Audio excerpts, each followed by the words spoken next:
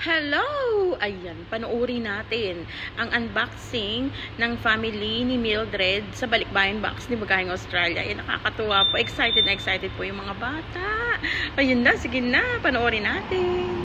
Inintay muna ni Mildred na dumating yung pangalawa niyang anak bago nila binuksan yung Balikbayan Box ni Bagaheng Australia. Ayan, kung makikita nyo naman po talaga excited na excited po yung mga bata. Ang saya-saya nila.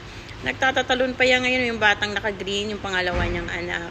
Yan, panoorin natin. Nakita nila yung mga toys. Ay, yung bag. Yan. Tuwan-tuwa sila, naglaro na kagad, oh. Yung mga stuffed toys, ayan, sa mga damit na sila.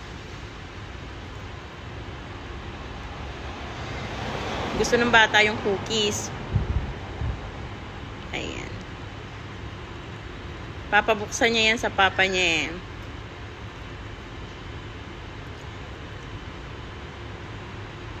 Yan. Kakainin niya na kasi. Gusto niya nang kumain. Ayan. So, kakain siya habang naglalaro ng fidget spinner. Ayan. Puro pagkain yung nakikita pa nila. Yan. Binuksan. Kain siya.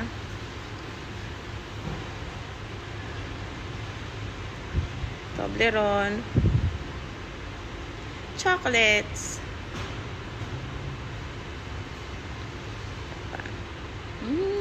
spam, cookies, sapatos, yan, cream, ayan yung Toblerone, damit, chocolate na ulit.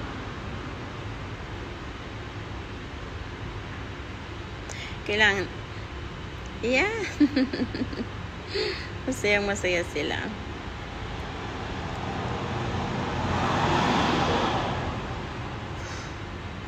Lotion, Nutella, pasta, toothpaste, hot chocolate, peanut butter. Yan. Hindi naman po yan siksik-liglig. Ay, yung sinasabi na siksikan, yung mabigat na mabigat po talaga.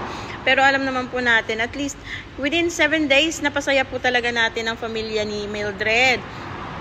Yung galak nila sa paghihintay ng Bagaheng Australia, sandali lang po, hindi po nawala. Yung excitement po nila talagang hindi lumipas, hindi sila naghintay ng isang linggo, 2 linggo.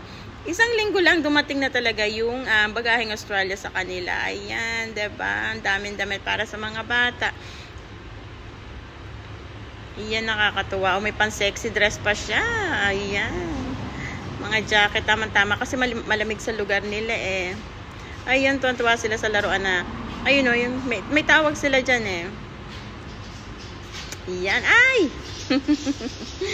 Nakakatuwa. Kasi sobra silang excited talaga. Ayan. Diba? Puro mga damit na yan. Ayan. Ayan, so kung gusto niyo na kayo maging next receiver natin Bagaheng Australia, follow na!